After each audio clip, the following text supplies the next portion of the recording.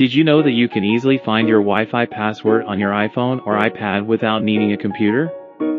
Stay tuned to learn how. In this video, you'll discover a simple step-by-step guide on how to retrieve your Wi-Fi password using your iPhone or iPad. Whether you're trying to connect a new device or just can't remember what you set it to, this guide will have you covered in just a few minutes.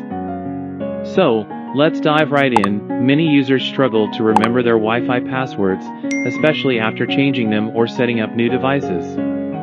It can be super frustrating when you have guests over, and you can't remember the password to share with them. Or maybe you just got a new smart device, and it keeps asking for that elusive password that's been stuck in your memory bank.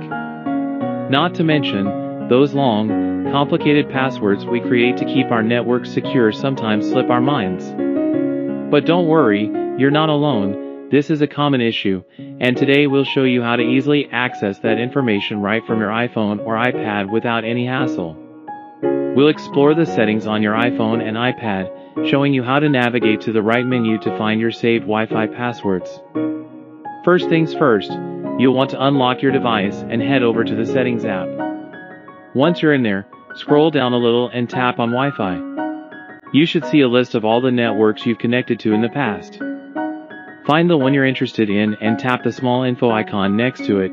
This will take you to a page with additional details about that network. If you're using iOS 16 or later, you'll see a password option. Just tap on that, and you will be prompted to use Face ID or Touch ID for security.